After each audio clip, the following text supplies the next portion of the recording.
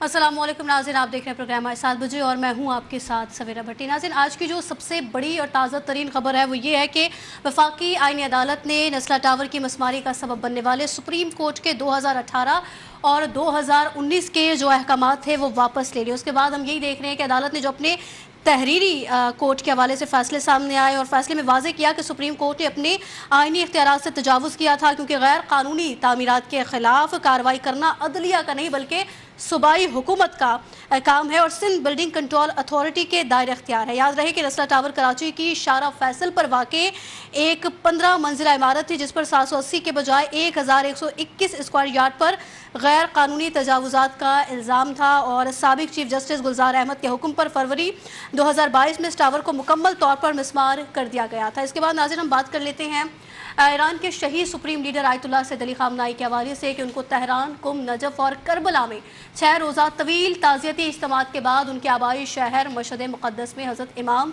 रज़ा अलैहिस्सलाम के रोज़ा मुबारक के अहाते में आहूं और सिसकियों के साथ सुपुर्द खाक कर दिया गया है। उसके बाद जो मनाजिर हमने देखे और उसके बाद अमरीकी और इजरायली फ़ज़ाई हमले में शहीद होने वाले रहबर आला की नमाज जनाजा उनके बड़े साहबजादे आयतुल्लाह सैयद मुस्तफ़ा ख़ामनाई ने पढ़ाई, जिसमें ईरानी अस्करी और सियासी क़यादत, आलमी वफूद और लाखों की तादाद में सोगवारान ने शिरकत की है। मशहद की सड़कों पर उमड़ने वाले सोगवारों के तारीखी हुजूम के सामने शहीद का जब जसद खाकी हेलीकॉप्टर के जरिए मज़ार के अंदर उनकी आखिरी आरामगाह पहुँचाया गया। नाज़रीन, इसके बाद रूस ने अमेरिका और ईरान के दरमियान जो कशीदगी के मुनसिफाना हल पर जोर दिया है। रूसी वज़ीर ख़ारजा है सरगई लारूफ, उन्होंने अपने एक बयान में कह दिया है कि मुआहदे में सिर्फ अमेरिका और ईरान ही नहीं बल्कि पड़ोसी और जो दीगर मुतल्लिका फ़रीक़ैन हैं उनके भी मफादात का ख्याल रखा जाना चाहिए। दूसरी तरफ गैर मुल्की मीडिया के मुताबिक अमरीकी हुक्काम का ये भी कहना है कि अमेरिका ईरान के साथ मसाइल के हल के लिए पुरअज़्म नज़र आ रहा है और पुरअज़्म है, जबकि अमरीकी मीडिया का ये दावा है कि पाकिस्तान और कतर बतौर सालिस ईरान और अमरीका को दोबारा मुज़ाकरात के मेज़ पर लेकर आने के लिए कोशिशें मज़ीद तेज़ कर रहे हैं। अमरीकी ज़राए इब्लाग ने दावा कर दिया है कि इजराइल ने हालिया दिनों अमरीका को एक ऐसी नई खुफिया मालूमात फराहम कर दी हैं जिनमें अमरीकी सदर डोनाल्ड ट्रंप को कत्ल करने के एक मुबैना और मखसूस ईरानी मंसूबे का जिक्र कर दिया गया है। साथ ही अमरीकी नशरियाती इदारे हैं CNN ने बाखबर ज़राए के हवाले से रिपोर्ट किया कि अमरीकी हुक्काम को काफ़ी अरसे से सदर ट्रंप के खिलाफ मुमकिन हमलों से मुतालिक मुख्तलिफ नौयत की इतलात भी मौसूल होती रही हैं। ताहम इजराइल की जानिब से फराहम की जाने वाली ये जो ताज़ा तरीन मालूमात हैं एक नए और मखसूस मनसूबे से मुतालिक है। इसी तरह वॉल स्ट्रीट जर्नल ने भी नाम जाहिर न करने वाले ज़राए के हवाले से दावा किया है कि इजराइल इंटेलिजेंस ने अमरीका को सदर ट्रंप के खिलाफ एक नए मुबैना मनसूबे से आगाह किया है और ये रिपोर्ट्स एक ऐसे वक्त में सामने आई है जब ईरान और अमेरिका के दरमियान दोबारा फौजी कशीदगी में इजाफा हुआ है, जिसके बाद इस खत्ते में बड़े तसादुम के खदशात भी अब बढ़ गए हैं। नाज़रीन, इसी दौरान नेटो सरबराही इजलास के बाद सदर ट्रंप की तुर्किया से रवानगी के लिए एक मुख्तलिफ तैयारा इस्तेमाल करने पर भी मुख्तलिफ कयास आराइयाँ की जा रही हैं। उधर ईरानी हुकूमत की जानिब से मीडिया रिपोर्ट्स पर फौरी तौर पर कोई सरकारी रद्द-ए-अमल अभी तक सामने नहीं आया है, लेकिन याद रहे कि ईरान कई बरसों से साबिक अमरीकी सदर डोनाल्ड ट्रंप को जनरल कासिम सुलेमानी की हलाकत का जिम्मेदार करार देता रहा है। जनवरी 2020 में ट्रंप की पहली सदारती मुद्दत के दौरान बगदाद में अमरीकी ड्रोन हमले में ईरानी जनरल कासिम सुलेमानी मारे गए थे, जिसके बाद ईरानी बारहा इंतकामी कार्रवाई की बात करते रहे हैं। दूसरी जानिब सदर ट्रंप ने बुध के रोज़ एयरफोर्स 1 में सहाफ़ियों से गुफ्तगू करते हुए कह दिया था कि उन्हें मालूम है कि वो मुख्तलिफ अफराद की हदफी फहरिस्त में शामिल हैं। उन्होंने कहा वो अमेरिका के रहनुमा यानी मुझे निशाना बनाना चाहते हैं। मैंने आज सुबह देखा कि मैं उनकी हर फहरिस्त में मौजूद हूँ। ताहल अमरीकी हुकूमत ने इजरायली इंटेलिजेंस से मुतालिक उन रिपोर्ट्स की बाज़ाब्ता तस्दीक नहीं की, जबकि आज़ाद ज़राए से भी इन दावों की तस्दीक सामने नहीं आई है। इसके अलावा आज एक और अहम मौजू है, उस पर भी बात करेंगे, जिसमें जदीद तहकीकात और डेटाबेस की रिपोर्ट्स के मुताबिक दुनिया भर समेत पाकिस्तान में जो बच्चों की जानिब से सोशल मीडिया का एक गैर महफूज और हद से ज़्यादा इस्तेमाल संगीन समाजी, नफ्सियाती और सिक्योरिटी ख़तरात का बाइस बन रहा है, जिससे उनकी दिमागी नशोनुमा और जज्बाती सेहत शदीद मुतासिर हो रही है। जी हाँ, पाकिस्तान में 16 साल से कम उम्र बच्चों की आबादी तकरीबन 10 करोड़ 98 लाख है, जिनमें मोबाइल और इंटरनेट सार्फिन की एक बड़ी तादाद मौजूद है, जो कवानीन और ज़ाबतों की अदम मौजूदगी के बायस साइबर मुजरिमों, मुनज़्ज़म जालसाज ग्रोहों, नफरत अंगेज़ मवाद और झूठे प्रोपेगेंडों का आसान हदफ भी बन रहे हैं। इस बढ़ते हुए बहरान और बच्चों के जहनी दबाव को कम करने के लिए जहाँ आलमी सतह पर सोशल मीडिया पर पाबंदी लगाई गई है और सख्त कवानीन वाज़े करने पर बहस हो रही है, वहीं पाकिस्तान में भी स्कूलों, मीडिया और वालदैन के माबैन मुश्तरका आगाही मुहिम और सख्त डिजिटल ज़ाबते नाफिज करना वक्त की अहम तरीन ज़रूरत बन चुका है। सानताम अहम मामलात पर बात करने के लिए हमारे साथ पैनलिस्ट मौजूद हैं। सीनियर सहाफ़ी और तज़कियाकार इम्तियाज़ खान फारहान साहब हमें ज्वाइन कर चुके हैं। सीनियर सहाफ़ी फैसल हकीम साहब, सीनियर तज़कियाकार जब्बार चौधरी साहब भी प्रोग्राम में हमें ज्वाइन कर चुके हैं। सबसे पहले रुक करेंगे जब्बार चौधरी साहब का और उनसे बात का आगाज़ करेंगे। जब्बार साहब, इसी हवाले से पहले बात कर लेते हैं, जो वफाकी आईनी अदालत की जानिब से नस्ला टावर की मसमारी का सबब बनने वाले सुप्रीम कोर्ट के 2018 और 2019 के अहकामात वापस ले लिए गए हैं। सर, सबसे पहले इस जो अहकामात को जो वापस लिया गया है, इस फैसले को कैसे देखते हैं आप? सवेरा देखिए, मैं ये जो क्यों मिसमार करने का हुक्म अदलिया ने दिया, उसमें कौन से लूप होल थे और ग्राउंड के ऊपर क्या था, वहां पर क्या कोई लोकल प्रॉब्लम्स भी थे, इस बात को तो जो पोर्शन है मैं इम्तियाज साहब के लिए छोड़ता हूँ। वो सीनियर जर्नलिस्ट हैं, कराची में वो रहते हैं। मैं तो इस खबर देख के यकीन करें सख्ते में हूँ। अब उस वक्त भी थे लेकिन अब उससे ज्यादा सख्ते में है। मैं तो इंसाफ का नौहा पढ़ सकता हूँ कि जिस तरह साकिब निसार और गुलो गुलजार इंसाफ को किया गया इस मुल्क के अंदर, कि अब अगर जो उस फैसले को ओवरटर्न हुआ है तो यहाँ पर मुझे तकरीबन वही सूरत हाल नजर आती है कि हमारे अदलिया के अंदर कत्ल के मुलजिमों को जो उन्होंने की सजा पूरी कर ली, लोग जेलों में मर गए, उसके बाद उनकी अपीलों का फैसला हुआ। तो जब वारंट जब उनको रोककर उनकी जेलों में पहुंचाई गई कि जी कि आप बरी हो गए फलां केस से, तो आगे से जेलर ने बताया जी कि वो मुलजिम, वो जो जिसको आपने बरी किया सुप्रीम कोर्ट ने अभी, वो 5 साल पहले ही जो है वो दुनिया से बरी होके अल्लाह के पास चला गया। अब ये वाला सूरत मुझे कुछ वैसी ही लग रही है कि वफाकी आईनी अदालत बहुत मोहतरम है। यकीनन उन्होंने भी कानून देखा, वो भी कानून के ही यानी कि हमें कानून बताते हैं, वही इसी आइन से वो ज़ाब्ते बनाते हैं, हमें बताते हैं, इंसाफ देते हैं। और जो एक चीफ जस्टिस साबिक जो हैं गुलजार साहब, जिन्होंने ये वाला फैसला किया, उन्होंने भी कानून और अपना आइन को सामने रख के फैसला किया होगा। अब इसमें से पाकिस्तान का कानून तो 2018 दिसंबर से लेके आज तक, पहला फैसला 18 दिसंबर 18 में आया, उसके बाद जनवरी 18 में आया, फिर फरवरी आगे जाके इसको 19 में इसको गिरा दिया गया। तो अब उस दौरान 18 से लेके अब तक पाकिस्तान का ना तो कोई आइन बदला है, ना कोई कानून बदला है। अब हम किधर जाएं कि कौन सा फैसला दुरुस्त था? हमें तो सिर्फ ये लगता है कि वो जो 44 से 50 खानदान थे, उनकी जमा पूंजी लुट गई। हम मिडिल क्लास लोग हैं, हमें पता है कि एक घर बनाने के लिए कितने पापड़ बेलने पड़ते हैं, कितने बिल्डर्स को कैसे कैसे एस्केलेशन चार्जेस दे के दरमियान में अपने घर का मालिक बना जाता है, किस तरह किस्तों के ऊपर जो है हम घर बनाने के लिए इन बिल्डर्स के रहमो करम पे होते हैं।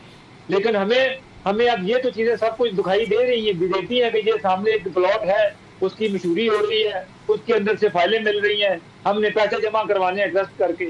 अब वो अगर बिल्डर जो है, जो कोई बनाने वाला जमीन कहाँ से ले रहा है, अब इसकी तफ्तीश जो है उसमें भी सारा कुछ कागजात पूरे होते हैं। अगर वो कागजात जो है वो पूरे होते हैं तो फिर उसके बाद ये कागजात दोबारा जाके अदालतों के अंदर, सुपीरियर जुडिशरी के अंदर जो है वो कैसे खराब हो जाते हैं।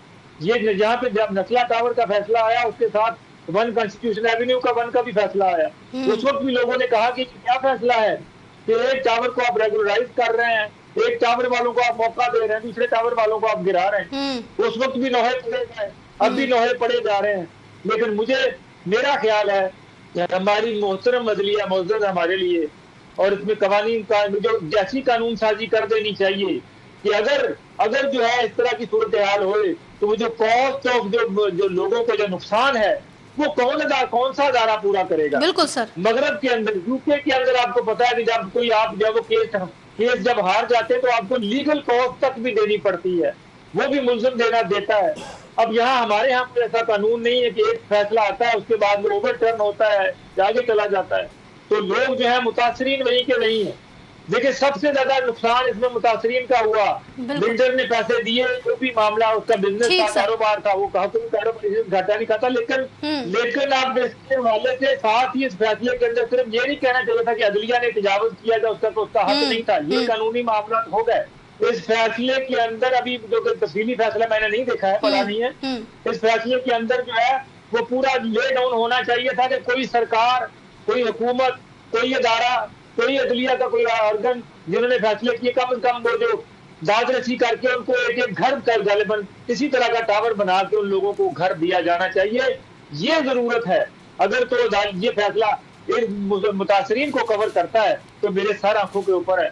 ورنہ جو دوبارہ زخم تازہ کرنے والی بات ہے کہ ایک بندے کو پہلے آپ لٹ گیا اس کو دوبارہ پھر جو ہے تازہ کرا دو جی کہ وہ فیصلہ غلط تھا لیکن آپ کے گھر کی چھت جو ہے وہ چھینی رہے گی، وہ چھین لی تھی ہم نے، وہ چھینی رہے گی۔ بالکل سر، جبار صاحب آپ کا پوائنٹ آ گیا ہے۔ فیصل صاحب، جبار صاحب کی آپ نے گفتگو سنی، جو گفتگو ان کی جانب سے کی گئی اور جو بات کی گئی ہے کہ فیصلہ بھی آ گیا، فیصلہ واپس بھی لے لیا گیا، اب نہ ہی 2018 کے بعد سے نہ کوئی آئین بدلا ہے، وہ کہہ رہے ہیں نہ کوئی قانون بدلا ہے، تو پھر وہ والا فیصلہ صحیح تھا یا یہ والا فیصلہ صحیح؟ اور سب سے بڑا سوال سر کہ متاثرین کے نقصان کا ذمہ دار کون ہوگا؟ فیصل صاحب دیکھیں سویرا، یہ بہت بڑا المیہ ہے۔ جب ہم اصلاحات کی بات کرتے ہیں نا تو بہت ساری تنقیدی آوازیں اٹھائی جاتی ہیں، یہ ترمیم کر دی، وہ ترمیم کر دی، یہ ترمیم نہیں ہونی چاہیے، اس سے یہ ہو جائے گا۔ آپ یہ دیکھیں کہ آپ کا پورا نظام کس طرح کے بیچ میں فیصلے کرتا ہے اور ان کا خمیازہ کون بھگتتا ہے۔ کئی لوگ جن کی سزاؤں پر عمل درآمد پورا ہو چکا ہوتا ہے، ان کے بعد ان کے فیصلے آتے ہیں۔ کئی لوگ ایسے ہوتے ہیں جن کے جو نقصانات ہو جاتے ہیں ان کے بعد اپیلوں میں جا کر جو ہے وہ فیصلے ریورس ہو جاتے ہیں۔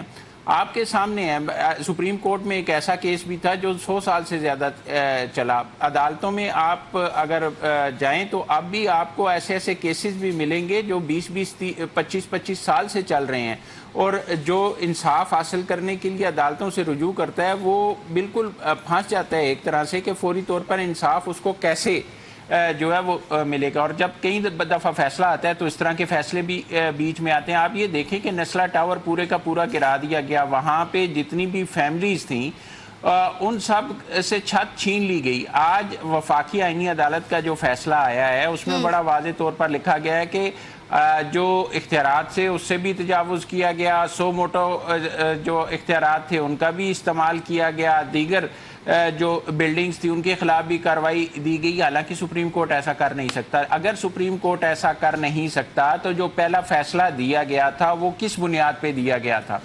کیا اس وقت پاکستان میں کوئی آئین میں ایسی شک موجود تھی؟ کیا پاکستان کا آئین یا پاکستان کا قانون عدالت کو کوئی ایسی اجازت دیتا تھا؟ اگر نہیں دیتا تھا، جو یقینی طور پر نہیں دیتا تھا، جو وفاقی آئینی عدالت کا فیصلہ آیا ہے، تو پھر وہ فیصلہ کیوں کیا گیا؟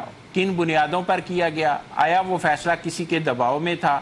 آیا وہ فیصلہ کسی مفاد کے لیے کیا گیا؟ اور اگر ایسا کیا گیا ہے تو پھر ان ذمہ داران کے خلاف بھی کارروائی ہونی چاہیے۔ آپ یہ دیکھیں کہ کوئی بابو ہو، کوئی سیاستدان ہو، کوئی سرکاری افسر ہو، کوئی بھی اپنے جو اختیارات ہے اس سے تجاوز کرتا ہے، اس کے خلاف کارروائی ہوتی ہے، اس کو شوکاز بھی ہوتا ہے، اس کو سزا بھی ملتی ہے، وہ نوکری سے بھی جاتا ہے۔ لیکن یہاں پہ انصاف کی بات ہے، جہاں پر پوری جو عوام ہے وہ اس کی نظریں لگی ہوتی ہیں کہ ان کو یہاں سے انصاف ملے گا۔ اگر وہاں پہ بھی ایسے فیصلے ہوتے ہیں اور بعد میں 6 سال، 8 سال، 10 سال بعد، 20 سال بعد کسی کی سزا پوری ہونے کے بعد یہ کہہ دیا جائے کہ اس کو تو سزا غلط دی گئی تھی، تو اس کی 20 سال کی زندگی کا کون ذمہ دار ہے جو اس نے جیل میں گزار دی؟ اگر یہاں پہ 10 سال سے متاثرین جو ہیں وہ دربدر ہو گئے، ان سے چھت چھین لی گئی، تو اس فیصلے کا ذمہ دار کون ہے؟ یقینی طور پر ایک ایسا نظام ضرور ہونا چاہیے جہاں پر غلط فیصلہ کرنے والوں کے خلاف بھی کارروائی ہونی چاہیے، اور یہ اصلاحات کا حصہ ہونا چاہیے۔ پھر دوسری بات یہ ہے کہ جو متاثر ہوئے اس فیصلے کی وجہ سے، آج 10 سال ہو گئے یا 8 سال ہو گئے، وہ اس فیصلے کو جو ہے وہ بھگت رہے ہیں، اور آج جب یہ ثابت ہو گیا کہ وہ فیصلہ غلط دیا گیا تھا یا اس میں کوئی قانونی حکم تھا، تو ان کے ریلیف کے لیے بھی پالیسی ساتھ آنی چاہیے، ان کی بحالی کے لیے بھی پالیسی ساتھ آنی چاہیے تھی، ان کو حکم میں آنا چاہیے تھا کہ ان کی داد رسی کیسے ہوگی اور کون کرے گا، اس کا ذمہ دار کون ہے۔ اگر کاغذات یا ثبوت جو ہے وہ شواہد جو عدالت میں پیش کیے گئے وہ غلط پیش کیے گئے تھے، جس کی بنیاد پر عدالت نے ایسا فیصلہ کیا، تو وہ جو اس کیس کو لڑ رہے تھے، جو اس کیس کے مدعی تھے، جو اس کیس میں جو ہے وہ بطور گواہ تھے، اس کیس میں جو دستاویزات لگانے والے تھے، ان کے خلاف کیا کارروائی ہوگی؟ ان کو کون پوچھے گا؟ یہ چیزیں جو ہیں یہ چیزیں حل طلب ہے۔ یہ اتنا سادہ نہیں ہے کہ آپ نے کہہ دیا کہ جو وہ فیصلہ تھا وہ غلط تھا، اور اعتراض سے تجاوز تھا اور بات ختم ہو گئی. ایسا نہیں ہے، سینکڑوں خاندان اس کی وجہ سے جو ہے وہ بے گھر ہوئے ہیں، انہوں نے بھگتا ہے.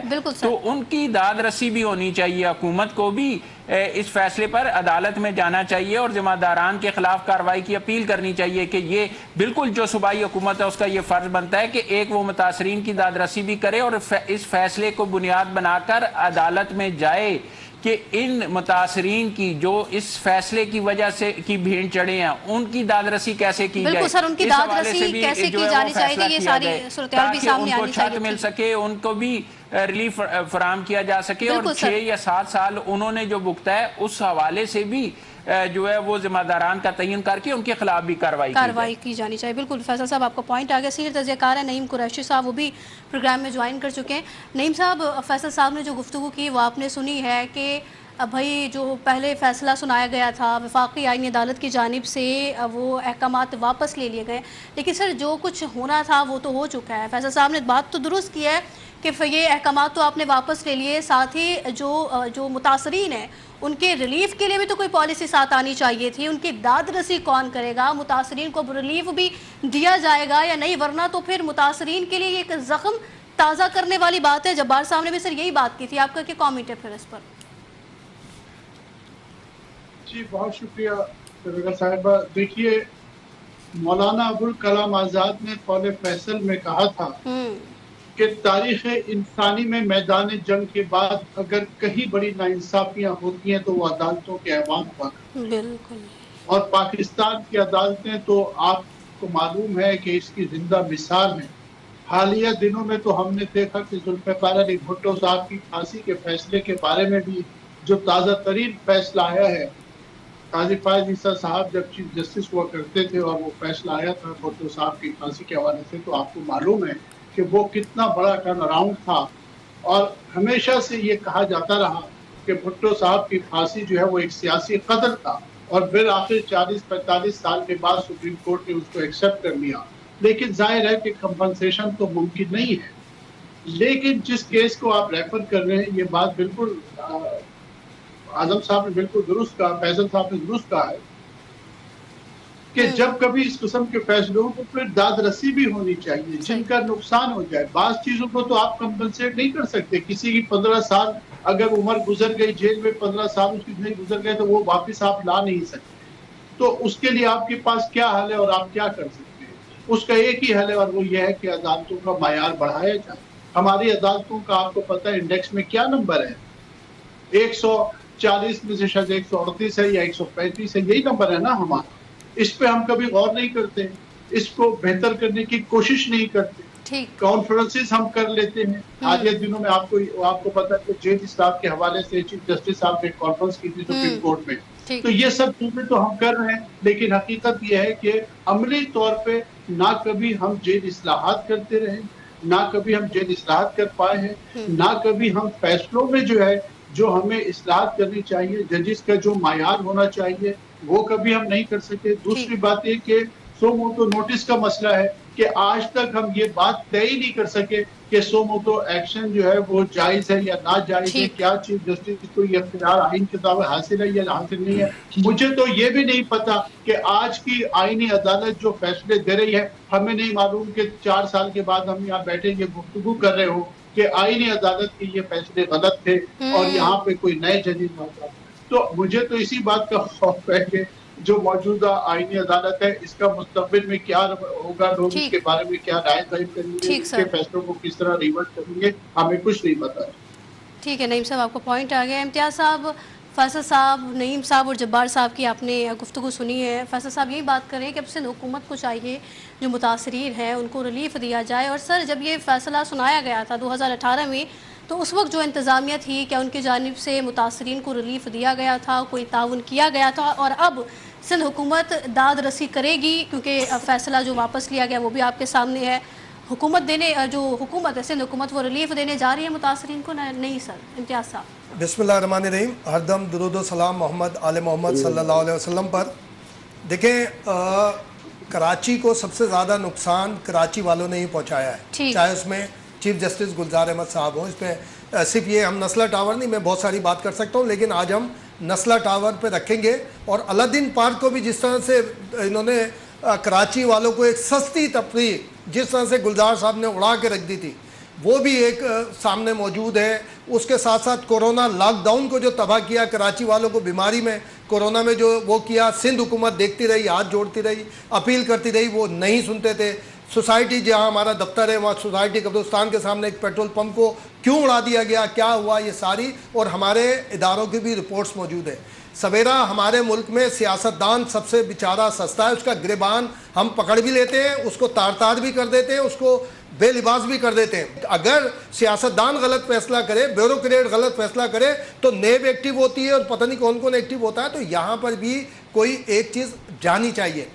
ये जब समात होती थी नस्ला टावर की, कई एक समातों में मैं गया हूँ। एक समात में तो जब मुर्तज़ा वहाब ने एक जिम्मेदारी लेने की कोशिश की, बीइंग ए मेयर के इसके ऊपर हम बात करते हैं, तो उनको उसी वक्त खड़े खड़े उन्होंने टर्मिनेट कर दिया। बोला मैं अभी तुमको बताता हूँ, यूँ पेन उठाया था उन्होंने, मैं अभी तुमको बताता हूँ। और उनके साथ वो खातून खड़ी हुई थी जिन्होंने इस मामले में पिटीशन की हुई थी। और फिर वक्फा आ गया। वक्फे के बाद जब वापस आए तो उन खातून ने अपील की चीफ जस्टिस साहब से, क्या माँ बाप अल्लाह आपके दर्जात बुलंद फरमाए, अल्लाह आपके ख़ानदान को वो करे, ये बराए के माफ़ी इनको दे दीजिए और ये फैसला वापस लीजिए।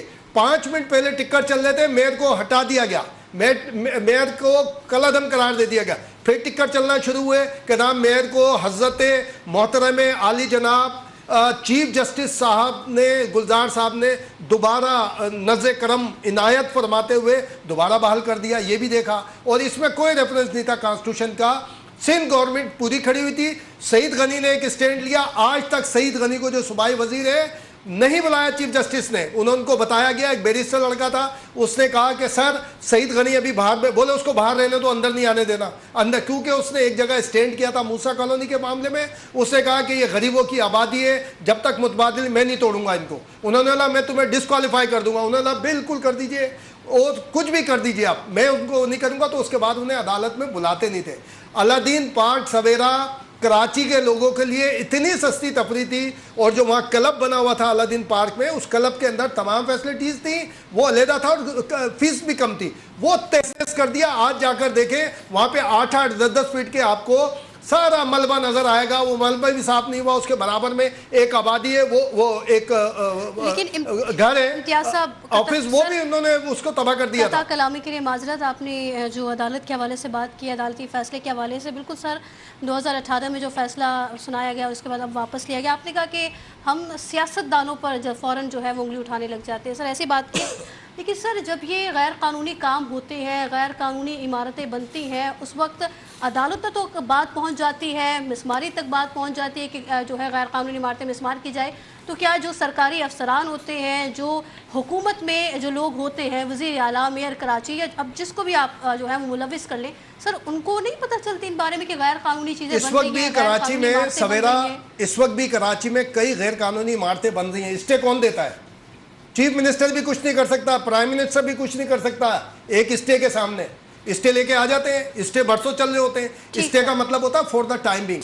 ये जो 780 वाला था, मोहसिन शिकानी, हसन बख्शी, ये आबाद के जो लोग थे, हम मुसलसल साथ बैठा करते थे और मुसलसल मुख्तलिफ ऑप्शन निकाले। जो 180 और जो 370 गज का आ रहा है, जो कि एक राउंड में था ऐसे करके, उसमें जो पिलर था, पिलर के दरमियान से मीज़दाइन तोड़ने के बाद, मीज़दाइन का आधा हिस्सा तोड़ने के बाद सर्विस रोड बहाल हो रहा था। वो प्रपोजल दिया गया। सिर्फ ये था कि जो मुद्दई के या दिफाई वकील थे और बड़े मारूफ जो चेयरमैन भी रहे सेनेट के, फारूक नाइक साहब, वो और गुलजार साहब आपस में एक ही इलाके के थे, दोस्ती, वो माजी का कोई ना कोई इन्होंने आपस में इन्होंने खार निकाली।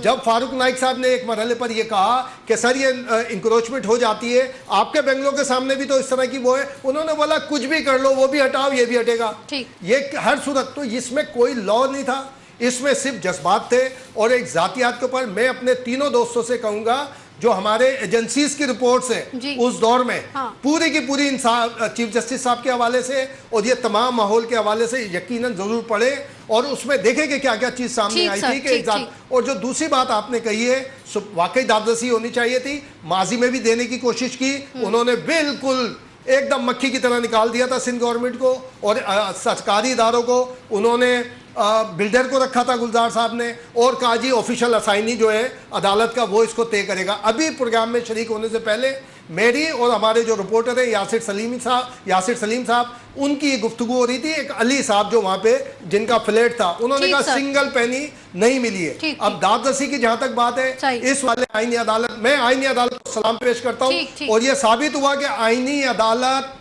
کا قیام بالکل صحیح تھا. یہ تیسرا بڑا فیصلہ ہے. اور نعیم بھائی جو ایک بات کر رہے تھے کہ آنے والے وقت میں, یقیناً کوئی بھی ہو سکتا ہے آنے والے وقت میں, لیکن جتنے متنازع فیصلے آئے ہیں سویرا سرچ کر کے دیکھ لیں, کوئی آئینی عدالت نے نہیں دیا ہے. سب یہ جو روٹین تھے, جہاں 100 ووٹوں کا پاور تھا, جہاں مرضی سے بات کرنے والی تھی. اب صرف ایک گزارش ہے نیوز ون کی جانب سے, ہم چاروں کی جانب سے, عدالتی فیصلے میں, آئینی عدالت کے فیصلے میں ہے کہ یہ ذمہ داری سندھ حکومت کی تھی. اب سندھ حکومت کو چاہیے, میں ایک سن رہا تھا 4-6 دن پہلے, یہ بلڈرز حسن بخشی اور یہ آباد کے کچھ لوگ تھے, کہ یہاں پہ کوئی بلڈنگ بننے جا رہی ہے, آئی تھنک 36 منزل کا بات ہو رہی تھی, لیکن ظاہر ہے وہ پرائیویٹ طور پہ بنائی جا رہی ہے. اس میں کہا جا رہا تھا کہ جو متاثرین ہیں ان کو ملے گا. سندھ گورنمنٹ اس وقت چاہے, جو کہ انٹرسٹڈ بھی ہے, اس کو کور کرے, لے کسٹڈی کے اندر, آباد سے مل کر ہائی رائز بنائے, اور جو یہ 44 فلیٹ تھے اس کے اندر, اور کمرشل شاپس تھی, 5 کمرشل شاپ, شو رومز وغیرہ تھے, وہ تو ظاہر کمرشل ایک علیحدہ, لیکن 44 جو فلیٹ تھے, میں سمجھتا ہوں آسانی کے ساتھ انہیں کمپنسیٹ کیا جا سکتا ہے.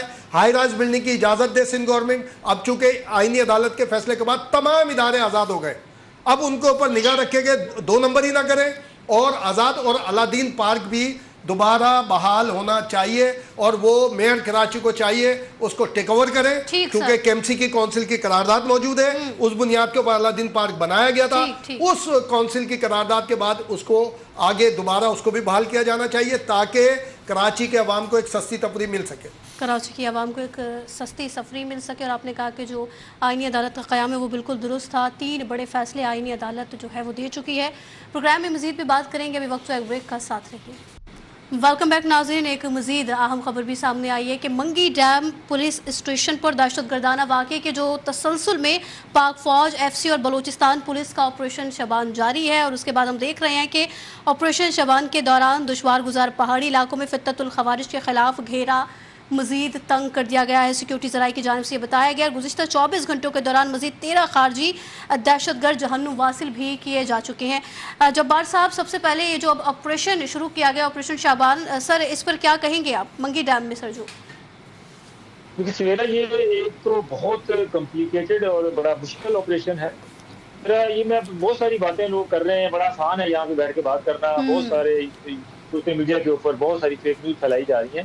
6 جولائی کو یہ جو منگی ڈیم کے اوپر جو اپنا سیکورٹی کے اوپر جو پولیس کی پوری کمپنی تعینات تھی, 37 یعنی کہ پولیس اہلکار تھا, ڈی ایس پی ان کو ایک قیادت کر رہا تھا وہاں پر, کیونکہ آلریڈی وہاں پہ سیکورٹی ہائی الرٹ تھی, اطلاع تھی کہ جہاں پر کوئی جو ہے وہ گڑبڑ ہو سکتی ہے.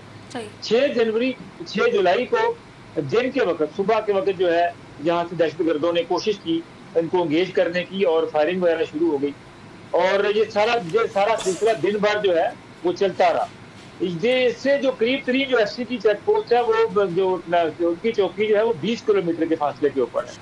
جب پتہ چلا وہاں پر کہ یہاں پر معاملہ جو دہشت گردوں کا حملہ ہوا ہے, تو ایف سی کے اندر سے پولیس ہیڈ کوارٹر نے بھی مزید جو ہے سیکورٹی ان کے ساتھ روانہ کی, مزید اسلحہ روانہ کیا, لیکن رستے کے اندر ہی دہشت گردوں کے ایک اور گروہ نے وہ ان کو بھی انگیج کر لیا, جس کے بعد ان کا وہاں سے آگے تک جانا تھوڑا سا ذرا مشکل ہوا. وہ ان کے ساتھ لگ گئے, ان کے ساتھ آپریشن میں لگ گئے, اور مین وائل پورا دن جو ہے وہ رات ہو گئی. اور دہشت گردوں کا جو بیسک جو پرپز کا مقصد تھا وہ تھا کہ ان کا اسلحہ گولہ جو ہے وہ گولہ بارود پہلے ختم کر دیا جائے. جب رات کا اندھیرا ہوا تو چیک پوسٹ کے اوپر پولیس والوں کے پاس تقریباً جو ہے وہ گولہ بارود جو ہے وہ کافی حد تک جو ہے وہ ایگزاسٹ کر چکے تھے, ختم کر چکے تھے. اس وقت تک کوئی نقصان نہیں ہوا تھا. صرف جو ایف سی کے لوگ جوان تھے انہوں نے دہشت گردوں کو نقصان پہنچایا تھا, 10-12 لوگ ان کے مار دیے تھے. لیکن جب رات ہوئی, وہاں پر جو نیویگیشن کا مسئلہ ہوا, کمیونیکیشن کا ایشو شروع ہو گیا, پرابلم جہاں پہ گہرا ہوا, تو ڈی ایس پی کی قیادت نے خود پولیس کو آرڈر کیا کہ ہم 2 گروپوں میں بٹ کر جو ہے وہ یہاں سے نکلنے کی کوشش کرتے ہیں. اس میں سے جو ڈی ایس پی کی جو قیادت میں جو گروپ تھا وہ کامیاب ہو گیا واپس آنے میں, لیکن باقی جو تھے دہشت گردوں کے ساتھ جو ہے وہ اپنا وہاں پہ ہو گئے, اور اس کے بعد ان کو آپ کو باقی چیزوں کو پتہ ہے کہ ان کو اسیسینیٹ کر دیا گیا. اس کے بعد جو ہے وہ بھرپور طریقے سے وہاں پہ آپریشن کیا جا رہا ہے اور اب تک 57 جو دہشت گرد ہیں فتنۃ ہندوستان کے ان کو جہنم حاصل کر دیا گیا ہے. یہ بہت ہی ایک افسوسناک واقعہ ہوا ہے بہت. لیکن جو ریاست کا جو رول ہے جو پچھلے 3 دن سے وہاں پر جو سینیٹائزیشن کا عمل جاری ہے, کلیئرنس آپریشن جاری ہے, اور اس میں جیسا کہ ڈی جی اختیار نے کہا کہ we will hunt you we will hurt you. اب اس نعرے کے اوپر جو ہے وہاں پہ کاروائی ہو رہی ہے. ان کو ہنٹ کیا جا رہا ہے, ان کو تلاش کیا جا رہا ہے. ایک دہشت گرد جس نے بھی یہ اپنا پولیس اہلکاروں کے اوپر حملہ کیا, جس نے ہمارے لا انفورسمنٹ کے لوگوں کو شہید کیا, ان میں سے ایک شخص کو ڈھونڈ کر ان کے ٹھکانوں سے نکال کر جو دلوں میں گھس گئے واپس وہاں سے ان کو پکڑ کے لا کے جو ہے ان کو یوٹیلائز کیا جا رہا ہے. اس پورے آپریشن میں ڈرونز کا بھی استعمال کیا جا رہا ہے, جو ہوائی طور کے اوپر ہے وہ بھی کیا جا رہا ہے, لاجسٹکس پورے استعمال کیے جا رہے ہیں, نیویگیشن کا سسٹم, پورا انٹیلیجنس کا سسٹم پورا فعال ہے. اور انشاءاللہ تعالیٰ یہ جتنے بھی لوگ وہاں پر موجود ہیں یہ آپریشن اس وقت تک ختم نہیں ہوگا جب تک جو ہے ان میں سے ایک جو فتنۃ ہندوستان کی جو پراکسی ہے, جو افغانی سوائل استعمال کرتے ہیں, جو افغانی ٹریننگ استعمال کرتے ہیں, جو افغانستان کی مین پاور ہے, ان کو ڈھونڈ کے جو ہے یوٹیلائز کیا گیا. انہوں نے بہت بری طرح برا ہاتھ مارا ہے اور اب ان کو سبق جو ہے وہ سکھا رہی ہیں ہمارے قانون نافذ کرنے والے ادارے. بالکل ان کو سبق سکھایا جا رہا ہے اور سبق سکھانا ضروری بھی ہے. جبار صاحب آپ کا پوائنٹ آ گیا. فیصل حکیم صاحب, جیسے کہ ابھی جبار صاحب بھی ایک بات کر چکے ہیں, 57 دہشت گردوں کو جہنم واصل کر دیا گیا. سر اس آپریشن کا بنیادی ہدف کیا ہے فیصل صاحب؟ دیکھیں, آپریشن کوئی بھی ہو, بنیادی ہدف پاکستان کا ایک ہے اور پالیسی بڑی واضح ہے کہ آخری دہشت گرد کے خاتمے تک دہشت گردی کے خلاف آپریشن جاری رہے گا. اس ملک کی سلامتی کے لیے, اس ملک کے وقار کے لیے اور عوام کے جان و مال کے تحفظ کے لیے کسی قربانی سے دریغ نہیں کیا جائے گا. اس بات کا اور اس عزم کا اعادہ D G I S P R نے جو گفتگو کی گزشتہ دنوں اس میں کیا. اس کے بعد فیلڈ مارشل سید عاصم منیر جو ہیں انہوں نے جو این ڈی یو میں خطاب کیا گریجویٹنگ سیرمنی سے, اس میں بھی انہوں نے بڑے واضح طور پر کہا, انہوں نے یہ بھی واضح کر دیا کہ جو ملک دشمن عناصر ہیں یا دوسرے ممالک کی جو پاکستان کے خلاف کام کرنے والی ایجنسیاں ہیں وہ جو کچھ کر رہی ہیں اور جو کچھ پلاننگ ہے, سیکیورٹی ادارے جو ہیں اس سے مکمل طور پر باخبر ہیں اور اس سے نمٹنے کے لیے بھی تیار ہیں. اور اسی حوالے سے آپ دیکھیں کہ بلوچستان میں ہو, کے پی میں ہو یا ملک کے دیگر حصے میں جو وقتاً فوقتاً جو آپریشن ہے وہ دہشت گردوں کے خلاف وہ آپ کو ہوتے ہوئے بھی نظر آ رہی ہیں, جس میں سیکیورٹی فورسز کے جوان اور افسران قربانیاں بھی دے رہی ہیں, جانوں کا نذرانہ بھی دے رہے ہیں, اور دہشت گردی کے خاتمے کے لیے جو کوششیں ہیں ان کو بھی تیز سے تیز تر کیا جا رہا ہے. سیکیورٹی فورسز جو ہیں وہ بالکل ان کا ایک 1 پوائنٹ ایجنڈا ہے اور وہ ہے دہشت گردی کا خاتمہ, اور ہر شہادت, ہر قربانی جو ہے وہ ان کے اس عزم کو مزید مضبوط بناتی ہوئی آپ کو نظر آتی ہے. جو صورتحال ہے منگی ڈیم میں جو دہشت گرد حملہ ہوا اور اس کے بعد جو آپریشن شروع کیا گیا اس میں اب تک 26 جو ہے وہ پہلے دن اور 13 جو ہے وہ گزشتہ 24 گھنٹوں کے دوران جو ہے وہ دہشت گردوں کو مارا گیا, اور یہ سلسلہ جاری ہے. دشوار گزار راستے ہیں اور مشکل آپریشن ہے, لیکن جو سیکیورٹی فورسز ہیں وہ اس علاقے میں آپریشن کر رہی ہیں اور بڑے واضح جو اہداف ہیں وہ مقرر کیے گئے ہیں کہ اس علاقے سے اور پورے ملک سے جو دہشت گرد ہیں ان کا صفایا کرنا ہے. اور ظاہر بات ہے جو پاکستان کی عوام ہے وہ قانون نافذ کرنے والے ادارے اور سیکیورٹی فورسز کے بالکل شانہ بشانہ کھڑی ہیں, اور اس کے لیے وہ ان کی ہر جو قربانی ہے اس کو خراج عقیدت بھی پیش کر رہے ہیں اور اس عزم کا اعادہ بھی کر رہے ہیں کہ دہشت گردی کے خاتمے کے لیے کسی قربانی سے دریغ نہیں کیا جائے گا. بالکل سر, پوائنٹ آ گیا ہے. اور نعیم قریشی صاحب, سر آپ کیا سمجھتے ہیں یہ جو پاک فوج, ایف سی اور بلوچستان پولیس کے مشترکہ آپریشن کو دہشت گردی کے خلاف کتنا مؤثر سمجھ رہے ہیں آپ سر؟ دیکھیے, آپ کو یاد ہوگا آپ ہی کے پروگرام میں ہم لوگ بلوچستان کے حوالے سے کئی دفعہ گفتگو کر چکے ہیں. بلوچستان میں ظاہر ہے ہندوستان کی مدد سے یا افغان حکومت کی مدد سے جو ہے دہشت گردی کے جو معاملات وہاں چل رہے ہیں, اور میں نے ہمیشہ آپ کو یہی کہا ہے کہ ہمیں کسی مضبوط پالیسی کی ضرورت ہے. یہ پالیسی تو بالکل واضح ہے, ظاہر ہے, یہ تو ریاست کی ایک پالیسی ہے کہ پاکستان کے خلاف کسی بھی قسم کی دہشت گردی کے خلاف آخری دہشت گرد کے خاتمے تک جدوجہد جاری رہے گی, لڑائی جاری رہے گی. اور ان کو نکال باہر کیا جائے گا. یہ ساری گفتگو جو D G I S P R صاحب نے کی ہے ان کے جذبات ہیں. ظاہر ہے کہ ہمارے جوان شہید ہو رہے ہیں, ہم سب جذباتی ہو جاتے ہیں. ہمیں سیاسی لوگوں کو انوالو کرنا چاہیے اور فرق کرنا چاہیے. جو بھی دہشت گردوں کے ساتھ جس کا ذرا بھی رابطہ ہے, جس کو ذرا بھی ہمدردی ہے, ہم ان کو دہشت گردوں کی صفوں میں ہی کھڑے کریں گے. لیکن میں پھر یہی کہتا ہوں کہ بلوچستان کا مسئلہ دہشت گردی کے ساتھ ساتھ سیاسی مسئلہ بھی ہے. وہاں کے لوگوں کو جو ہے وہ انتخابی کے ذریعے جو ہے اس سارے سیاسی پروسیس میں ہمیں شامل کرنا ہوگا. لیکن اگر ہم صرف دلوا دیں گے, عوام کو شامل نہیں کریں گے, تو ہم یہ جنگ نہیں, میرے منہ میں خاک, لیکن پھر ہم یہ جنگ جیت نہیں سکتے. عوام کے بغیر, مقامی عوام کے بغیر ایسی لڑائی آپ نہیں جیت سکتے. لہذا اس بات کی اس موقع پہ پھر رپیٹ کرتا ہوں کہ ہمیں ضرورت اس بات کی ہے کہ بلوچستان کی سیاسی قیادت کو بٹھانا چاہیے. ہماری اسٹیبلشمنٹ کو بھی, ہماری حکومت کو بھی, وزیر اعظم کو بھی انگیج کرنا چاہیے. آپ دیکھیے وزیر اعظم گئے, بے شک وہ دھرنوں میں نہیں جا سکتے, بے شک وہ انڈیجن لوگوں سے سیکورٹی کے سے نہیں مل سکتے, لیکن وہ میٹنگ کر کے آ گئے. لیکن وہاں کے لوگوں کو انگیج کرنے کی بہت شدید ضرورت ہے. ہمارا بہت بڑا نقصان ہے, 50-60 کیا 100 دہشت گرد بھی مر جائیں, لیکن ہمارے 40-50 جوان شہید ہو جائے, یہ ہماری قوم کا بہت بڑا نقصان ہے. یہ ریشو بہت بڑا ہے. تو اب ہمیں کچھ ایسی پالیسی اپنانی چاہیے کہ ہماری شہادتیں کم سے کم ہوں. تو ہم کہیں گے کہ حکومت نے ایسی پالیسی بنا دی ہے, ہماری ایسی انٹیلیجنس ہماری ایسی ہو گئی ہے کہ ہمیں حملوں سے پہلے پتہ چل جاتا ہے. نعیم قریشی صاحب, سر آپ کا پوائنٹ آ گیا ہے. فیصل صاحب کچھ ایڈ کرنا چاہ رہے تھے سر آپ؟ دیکھیں, نعیم قریشی صاحب نے ایک بات کی کہ سیاسی قیادت کو اس میں شریک کرنا چاہیے, تو یقینی طور پر جتنی بھی سیاسی قیادت ہے وہ شریک ہے. نیشنل ایکشن پلان پہ سب کا اتفاق تھا اور اسی کے تحت یہ کاروائیاں کی جا رہی ہیں.